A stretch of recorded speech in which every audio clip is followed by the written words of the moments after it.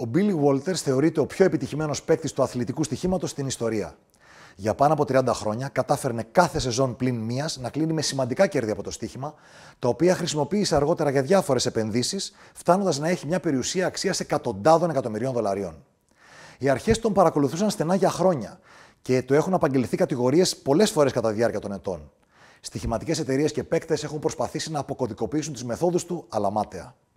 Αυτή είναι η ιστορία του Billy Walters, του ανθρώπου που έκανε τις μεγαλύτερες στοιχηματικές εταιρείες του Las Vegas να βλέπουν εφιάλτες, αργότερα πολλαπλασίασε την περιουσία του στον επιχειρηματικό κόσμο, ενώ στα 71 του χρόνια βρέθηκε μέχρι και στη φυλακή για εσωτερική πληροφόρηση στο χρηματιστήριο.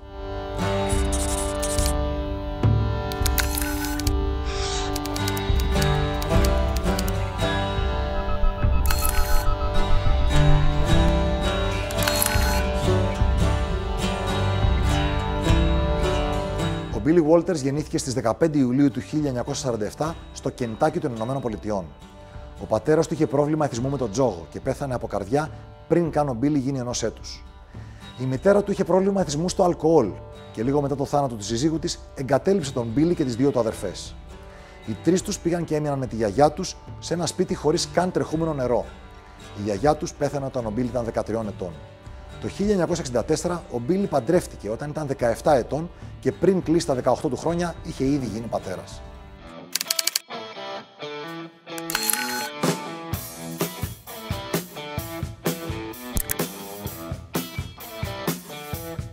Ο Walters ασχολήθηκε με τα τυχερά παιχνίδια από πολύ μικρή ηλικία. Όπως λέει χαρακτηριστικά ο ίδιος, όλο μου το πάθος σε όλη μου τη ζωή δεν είναι τίποτα άλλο από τα τυχερά παιχνίδια. Αυτό ήθελα πάντα να κάνω. Ήρθα στη ζωή σαν τζογαδόρος και πιθανότατα θα φύγω σαν τζογαδόρος. Όταν ήταν 9 ετών, ο Walters θυμάται ότι έβαλε το πρώτο του στοίχημα. Ήταν $75 που ήταν όλες του οι οικονομίες από τη δουλειά του ως διανομέας εφημερίδων. Πόνταρε να κερδίσουν τον τελικό του baseball του 1955 οι New York Yankees απέναντι στους Brooklyn Dodgers. Οι Yankees έχασαν και ο Walters έμεινε άφραγκος, αλλά αυτό φαίνεται ότι τον πείσμωσε περισσότερο. Μέχρι να φτάσει 22 χρονών, ο Walters λέει ότι είχε προλάβει να παίξει και να χάσει $50.000. Θυμάται μάλιστα ότι σε ένα παιχνίδι που στην Ελλάδα έχει γίνει γνωστό ως στριφτό, είναι το παιχνίδι που πετάνε κέρματα προς έναν τοίχο και όποιο προσγειωθεί πιο κοντά κερδίζει. Σε αυτό το παιχνίδι ο Walters θυμάται να ποντάρει και να χάνει το σπίτι του, κυριολεκτικά. Ο αντίπαλος δέχτηκε να μην του πάρει το σπίτι, αρκεί να εξοφλήσει το χρέος μέσα σε 18 μήνες με δόσεις. Όπως και έγινε και ο Walters κράτησε το σπίτι του.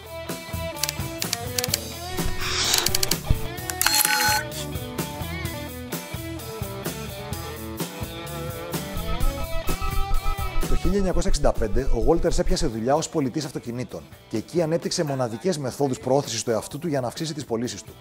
Όταν κατάφερνε κάποια πώληση, έστελνε γράμματα προώθησης του εαυτού του και του καταστήματος που δούλευε στους γείτονες του νέου ιδιοκτήτη που έβλεπαν το καινούργιο αυτοκίνητο. Έψαχνε ευκαιρίες στις αγγελίες των εφημερίδων των γειτονικών πολιτιών που δεν θα μπορούσαν να βρουν στη δικιά του πολιτεία οι άλλοι. Έφτασε μέχρι και να παίρνει τηλέφωνα προσωπικά σε άγνωστους αναζητώντας νέους πελάτες. Με αυτές τις μεθόδους έφτασε να καταγράφει μέσο όρο σε πωλήσεις 32 αυτοκίνητα κάθε μήνα, κάτι που το απέφερε ετήσιες απολαβές $56.000 το χρόνο. Αυτό σήμερα είναι 330.000 ευρώ.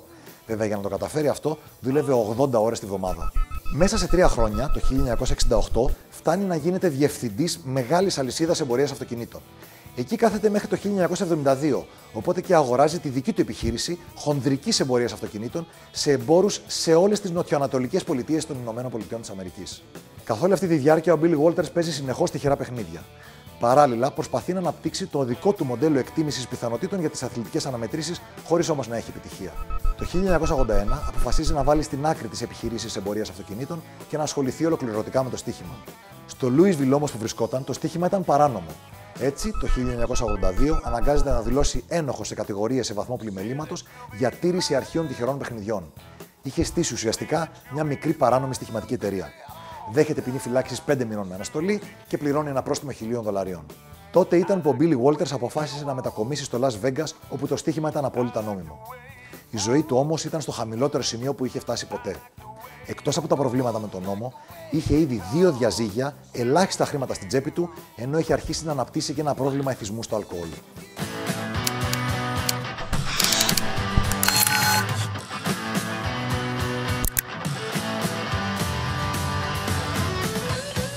Φτάνοντας στο Las Vegas, ο Billy Walters γνωρίζει λίγο μετά τους κατάλληλους ανθρώπους που θα τον βοηθούσαν να γίνει κερδοφόρος. Ο Ιβάν Μίνγκλιν ήταν χειρουργός που είχε αφήσει την ιατρική για να ασχοληθεί με το στοίχημα. Ο Μάικλ Κέντ ήταν μαθηματικός που είχε εργαστεί στον σχεδιασμό των πυρηνικών υποβρυχίων. Μαζί δημιούργησαν μια ομάδα που αργότερα έγινε γνωστή ως το Computer Group. Χρησιμοποιούσαν υπολογιστές για τη δημιουργία αλγορίθμων που τους έδιναν πλεονέκτημα στο αθλητικό στοίχημα. Μέχρι το 1980 το Computer Group είχε συνδέσει τις γνώσεις των καλύτερων παιχτών στοιχήματος στον κόσμο.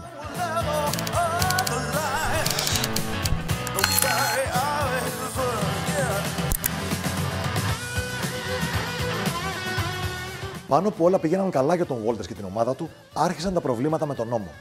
Το FBI τους παρακολουθούσε για καιρό και το 1985 μπήκαν με ένταλμα έρευνας σε 45 οικίες μελών της ομάδας σε 16 διαφορετικές πολιτείες. Η υπόθεση πήγε στα δικαστήρια σε μια δίκη που κράτησε για πάνω από 5 χρόνια. Η ομάδα του Walters οργάνωσε πολύ καλά την υπεράσπισή τους, ενώ παράλληλα στάθηκαν και πάρα πολύ τυχεροί κατά τη διάρκεια της διαδικασίας. Μετά από μακροχρόνια διαδικασία, η υπόθεση κλείνει με άρση όλων των κατηγοριών εναντίον του Walters και της ομάδας του.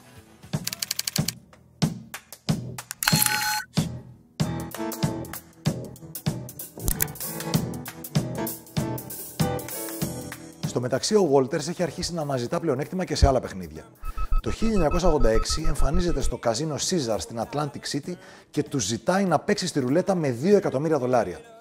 Ο Walters ήταν γνωστός στο χώρο των καζίνο, αφού είχε κάνει αρκετές μεγάλες ήττες. Τον είχαν μάθει, είχε χάσει μια φορά $1 εκατομμύριο στο Blackjack στο Las Vegas και άλλες φορές που πήγαινε και τζόγαρ γενικά και έχανε. Όμως το καζίνο του Caesars αρνήθηκε την προσφορά. Ο Walters πήγε τότε στο Atlantic City Club Casino Hotel, τότε γνωστό ως Golden Nugget, και εκεί η προσφορά του έγινε δεκτή. Ο Walters μαζί με έναν συνεργάτη του παραδίδουν $2 εκατομμύρια σε μετρητά στα ταμεία του Golden Nugget και τα μετατρέπουν σε μάρκες. Είχαν παρατηρήσει κάποιες ρουλέτες που είχαν ένα σφάλμα και έδιναν περισσότερες πιθανότητες επιβεβαίωσης σε συγκεκριμένα νούμερα. Μετά από 38 ώρες παιχνιδιού έχουν κερδίσει $3.800.000, διαλύοντας το προηγούμενο ρεκόρ μεγαλύτερης νίκης στη ρουλέτα που ήταν του Ρίτσαρντ Γιαρέτσκι στο Μοντε Κάρλο το 1971 που είχε κερδίσει $1.280.000.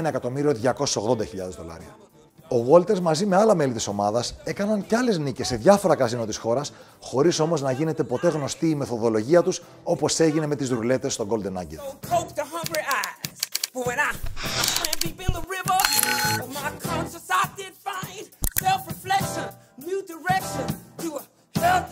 Το βιογραφικό του Billy Walters περιλαμβάνει και μία νίκη στο δεύτερο σημαντικότερο τουρνουά πόκερ του ετήσιου ημερολογίου τότε. Το Super Bowl of Poker ήταν γνωστό και ως Super Bowl του Amarillo Slim από τον εμπνευστή της ιδέας.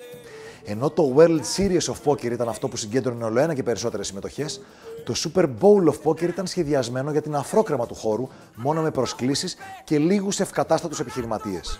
Το 1986 ο Billy Walters κατάφερε να κατακτήσει αυτόν τον σημαντικό τίτλο, κερδίζοντας το κεντρικό τουρνουά της σειράς απέναντι στους κορυφαίους παίκτες πόκερ της εποχής, παίρνοντας έτσι έπαθλο $175.000.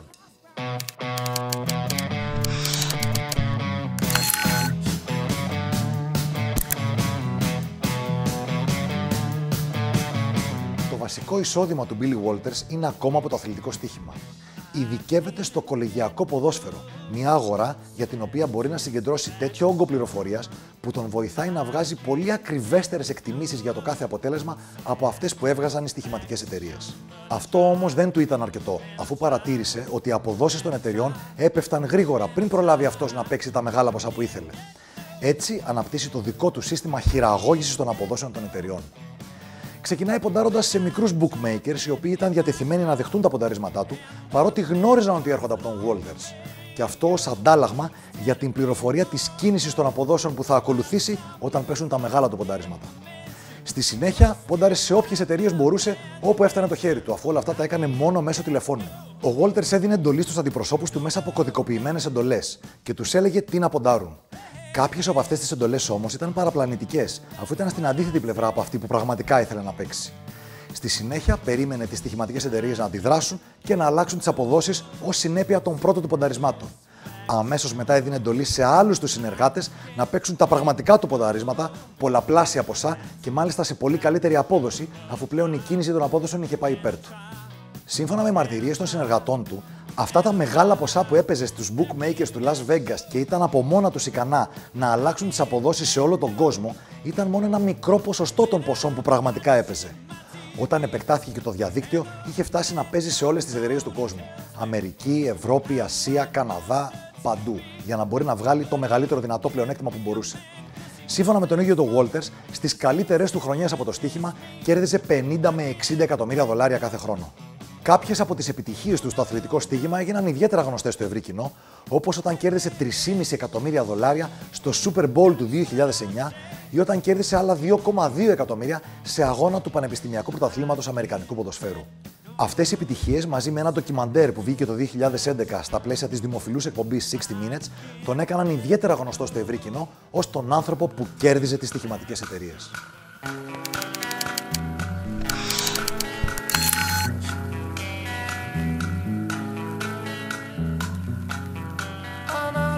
Παράλληλα με το στοίχημα, ο Billy Walters αρχίζει να επεκτείνεται και στον επιχειρηματικό κόσμο. Αγοράζει, ανακαινίζει και μεταπολεί γήπεδα γκολφ, επενδύει σε ακίνητη περιουσία, ενώ αρχίζει να δραστηριοποιείται και στο χρηματιστήριο αξιών. Στο χρηματιστήριο όμως δεν τα πηγαίνει καθόλου καλά. Όπως έχει πει χαρακτηριστικά ο ίδιος, έχω γνωρίσει πάρα πολλούς απατεώνες στον χώρο του τζόγου, αλλά το ποσοστό των απατεώνων που έχω αντιμετωπίσει στον χώρο των επενδύσεων δεν το έχω βρει πουθενά αλλού. Κατά τη διάρκεια των ετών, ο Billy Walters αντιμετωπίζει αρκετά προβλήματα με τον νόμο, αλλά κάθε φορά είναι αυτός που βγαίνει νικητής. Αυτό όμως δεν συνέβη και το 2017, όταν έμπλεξε σε ένα σκάνδαλο εσωτερικής πληροφόρησης για την κίνηση τιμών μετοχών.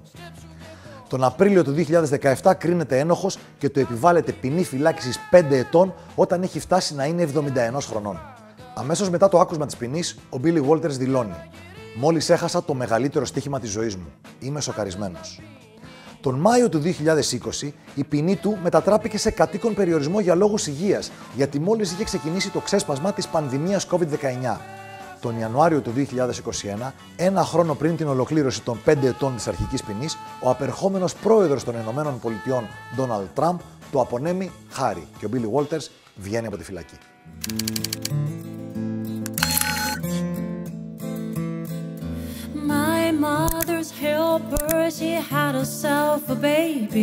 Ο Walters είναι σήμερα 75 ετών και ζει μόνιμα στην Νεβάδα με την οικογένειά του, έχοντας σταματήσει το αθλητικό στοίχημα.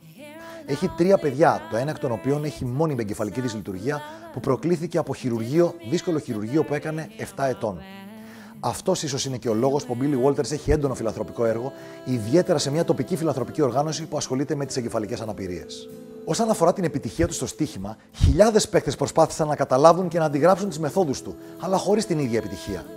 Κάποιοι μάλιστα έφτασαν να ψάχνουν μέχρι και τα σκουπίδια του για να βρουν τα μυστικά του, αλλά ο Billy Walters έδινε πάντα πολύ μεγάλο βάρος στην ασφάλειά του και πρόσεχε πάρα πολύ στις επικοινωνίες του.